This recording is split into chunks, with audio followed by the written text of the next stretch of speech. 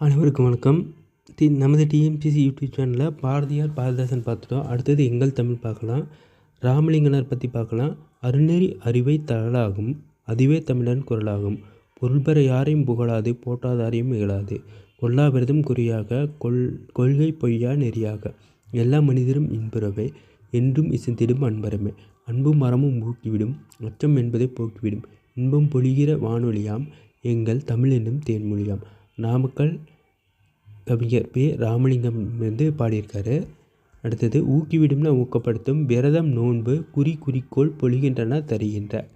அடுத்தது நம் தமிழ்மொழியாம் தாய்மொழியாம் தமிழ்மொழி அருள் நெறிகள் நிரம்பிய அறிவை தருகிறது.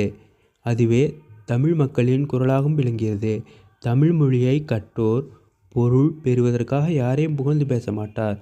தம்மை போற்றாதவர்களையும் இகழ்ந்து பேச மாட்டார் சொல்லியிருக்கு. கொல்லாமையை குறிக்கோளாகவும் பொய்யாமை கொள்கையாகவும் கொண்டு எல்லா மனிதர்களும் இன்புற வாழ வேண்டும் அன்பும் அறமும் உதவும் சொல்லியிருக்கு. அடுத்தது பாடலோட ஆசிரியர் நாமக்கல் கவிஞர். இவர் தமிழறிஞர், கவிஞர், விடுதலை போராட்ட வீரர், பன்முகத்தன்மை கொண்டவர். காந்தியடிகள் கொள்கையால் ஈர்க்கப்பட்டு காந்தியத்தை பின்பற்றியதால் இவர் காந்தி கவிஞர் என அழைக்கப்பட்டார். காந்தி கவிஞர் யாருன்னா நாமக்கல் கவிஞர். முதல் அரசவை கவிஞராக விளங்கியவரும் நாமக்கல் கவிஞர் தான். மலைக்கல்லன் நாமக்கல் கவிஞர் பாடல்கள் எண்கதை சங்கொலி நூல்களை எழுதியுள்ளார். அடுத்தது நாமக்கல் கவிஞரோட பாடல் மற்றொன்று கத்தியின்றி இரத்தமின்றி யுத்தம் ஒன்று வருகிறது.